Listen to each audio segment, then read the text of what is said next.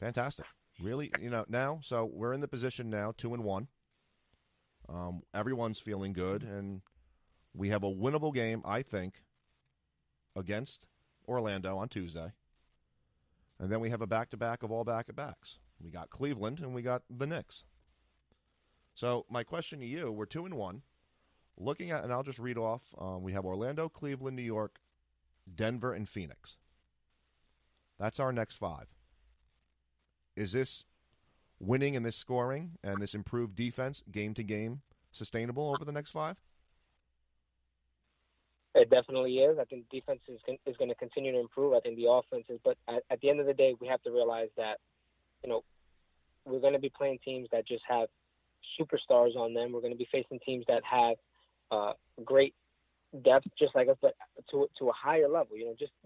Cleveland, we could feel good about the way we play and be down 14-15 the whole game just because, they're legitimately championship level, contenders.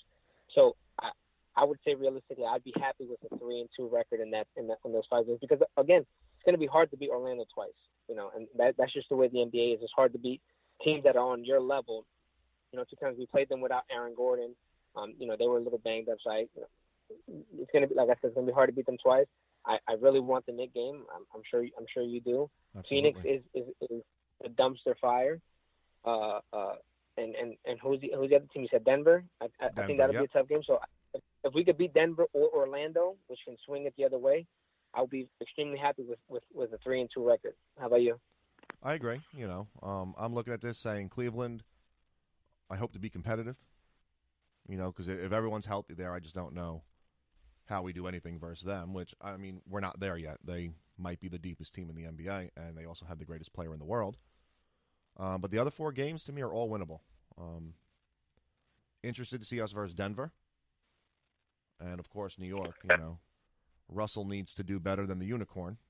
Because I got a lot of Knicks fans listening to the episode, a lot of friends talking about how we called Kristaps underrated in episode number 1. Facts. Absolutely. I agree. But he's getting his, but they just blew a 26-point lead and are 0-2. So take that for what it's worth. He'll get his, yeah, of course. He'll be the all-star because he might score 25 a game, but they're going to stink. We're scoring prolifically, and we're winning games, and we're improving game to game. So, and then we go out west. Our typical November west trip. So, going to be interesting. So, we're looking at 3-2 the next 5, so that'll take us to 5-3. Weren't we there last year? No, not last year. We were there. We were 4-3 the last year of the D. Will, Joe Johnson era, where I was feeling good. I was feeling just sort of like I was feeling now. We were playing pretty well. And then Joe Johnson in an interview was like, we need to stop being selfish and having these point guards bring the ball up and not move the ball. And then that's kind of where that whole run ended. I think that's the last time we were over 500. Am I correct? I looked that up, but I'm pretty sure that's the last time we were over 500. Might be. Might very well be. So, D'Angelo Russell. The good, the bad, and the ugly. What has impressed you the most, and what do you think needs to be worked on the most going forward? Well, in the 3 games, I think he's exceeded expectations. I think part of me had a feeling where a fear where the reason he was traded to the Lakers, from the Lakers to us was going to show itself, and he's been far from that. He's been a winning player. And I know it's easy to say that because we have a winning record, but he's made adjustments to his game. He's moved the ball. He's shown leadership, and I know it's really early to tell. You don't know if it's genuine or not. But an example was there was an injury today, and he kind of walked up to the opposing player, kind of batted him on the chest, and I guess told him keep your head up or whatever. And that type of stuff is recognized. I noticed it right away. So he's exceeded expectation in that regard. He's played out of his mind. He had 30. He had a double today. My biggest hope and my biggest desire to continue would be his attitude in the fourth. I mean, that on Instagram, you see him on Bleacher Report videos, you see him on House of Highlights, you see him on NBA.com. So he's making some noise, he's turning heads, and it's all fourth quarter time. You know, when he points to his veins, when he was on the Lakers, I thought that was super corny, and I hated it.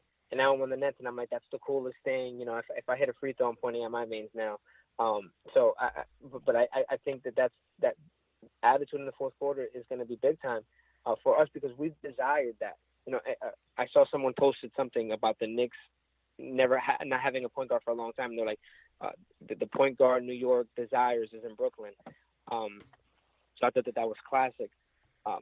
The only thing back to your question where you said you would like to see improve is those games where he is getting his and he is feeling it, alienating the team or alienating the open man because he's in a groove, which can hurt the team and can hurt our chances of winning that game depending on where we are. So that's where I see him, early on. I think you answered it just by the way you're talking about him with the twinkle in your eye. But we definitely see the star potential, right? I mean, it's there. Everything about him screams, I guess, superstar. I mean, I hate to use that word. We're only 3 games in. A lot can change, and we could be having a much different conversation a week from now or a month from now. But it's definitely there. You know, he has it all. You watch him. I mean, some of his dribbling moves annoy me. You know, he's being double-teamed, and he's trying to dribble through the legs around the back, but I guess that's today's NBA.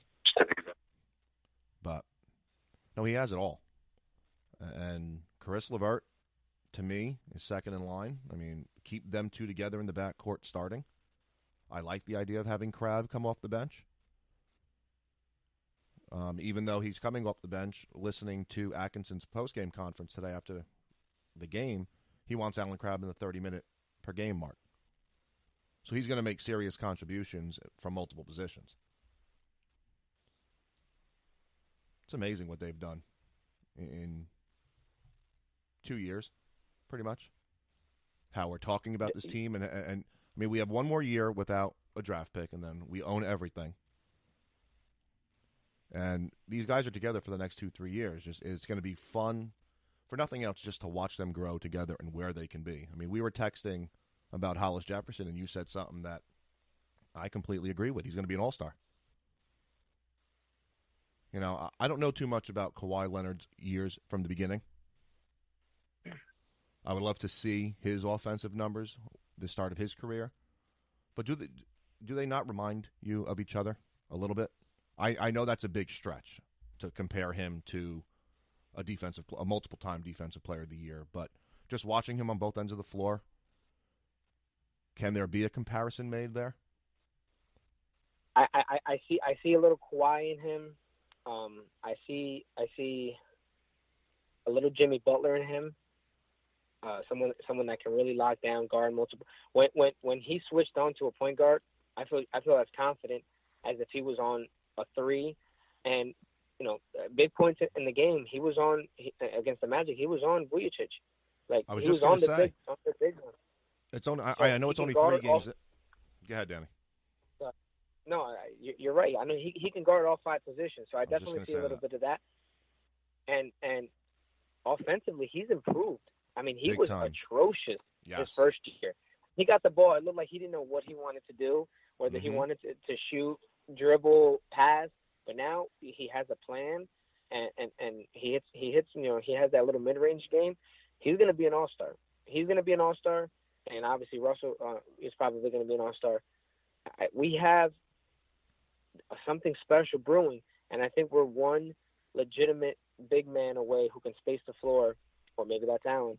I know he can't space the floor, but one big man away from being something serious in the next 2 or 3 years. Absolutely. He's so fluid going to the basket, and if he just stays in the mid-range jumper game, and that's all he does, he beats the first man off the dribble and just pulls up, or comes off a screen and somewhere in that 15 to 18-foot range, he could be deadly. Because the little weird hitch he had in his shot is gone. You just don't see it no more. I mean, he has a nice – for Rondae Hollis, it's a nice jumper. And the way he's going to the basket, he was sloppy as anything finishing at the basket. He was shooting like cinder blocks off the backboard and whatnot. He could never finish at the basket. And now, 3 games in, I mean, fantastic. Hype train number 1. We talked about now. Why don't you like Dinwiddie? What are you seeing that you don't like from ending last year to coming into this season? What don't you like? It's nothing statistical. It's nothing that I can put my finger on. It's just one of those things. He doesn't jump off the screen to me. And if he wasn't a Nets fan, there's not a shot in the world I wouldn't even know who he is. But again, to give him credit, he's played well. I just think that Karis LeVert would be better off getting his minutes. This was all Karis LeVert's not a point guard, Danny. No, but I'm talking about, if we had still had Lynn, I thought that we were going to have 2 point guards playing at the same time. I didn't think they were both going to be on the bench. So I didn't really see a role for him. I thought that Karis LeVert should have gotten his playing time. But now that I kind of see it from your eyes, I think all he's good for, and he's done a great job of it, is controlling the offense, especially with that second unit. So it's nothing statistical. It's nothing that he doesn't do particular. It's just he doesn't jump off the screen to me.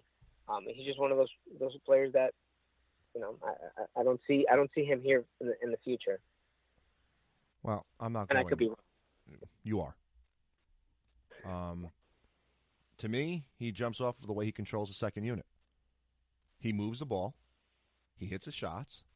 He's not sloppy. It's not we're not taking like last year when Jeremy Lin went down, and you had serious minutes from like an Isaiah Whitehead. There was some serious deficiencies in our offense. I would play Isaiah Whitehead over him. Oh, you're out of your mind. Oh, my God. Stop it. Isaiah Whitehead should get more minutes than Spencer. Not the way Dinwiddie's playing. Oh, no, you are. Oh, my goodness. It's easy to say that because we're 2-1 and he's played well. But he played well the end of last year. It's not like this is just now. I mean, from where he was the beginning of the year till the end of last season, huge improvement. And now, to me, he's just taken another huge step. He's exactly what we need for a backup point guard. Nothing more, nothing less. Really. I mean, because you'll have Alan Crabb, you'll have Joe Harris out there. There are your shooters. And you can mix and match with, Carroll, Booker, Allen. And all he has to do is continue. I mean, he comes off a pick, he can hit a shot. He can take it to the basket. He can kick it out. He can shoot from the outside. I mean, yes, okay, he did his Steph Curry impersonation. No, he didn't. He missed. I think it's just he doesn't show any. He's kind of like Eli. You know how the Giant fans hate Eli, except when he's in the playoffs. I know recently he hasn't been good either, but it's just that like he just doesn't show emotion. You get nothing out of him. And for me, Isaiah Whitehead, he played well last year too. I mean, but these are guys that are fringe players and maybe wouldn't even be in the NBA if it wasn't for the lowly Nets, or some of these bad teams that are around now. Can I just make a comparison here? You might not agree. Sean Livingston was a fringe player before he came to us. Now look at him. I'm not gonna. I don't want to take any credit away from him, but I felt the same way. But I don't see it. I don't see. I think Isaiah Whitehead has more upside. I don't. Well, upside. I'm not talking about upside. I'm talking about right now. I mean, he has done nothing to stop being played. I mean, him and Russell in the backcourt even do well together.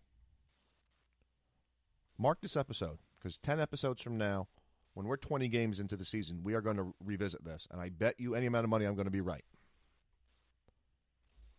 I hope you're right. I hope you're right. I hope we're the 4th, 5th seed in the East, and he's playing out of his mind. But I'm telling you, 20 games in, you're going to be saying, yeah, he's not that good. Nope, I don't think so. I've been on the Hollis hype train, the Dinwiddie. Do we think Trevor Booker continues this? I mean, definitely. You think? Yeah, you think this is the new and improved Trevor Booker, or is this just playing well against poor teams? He's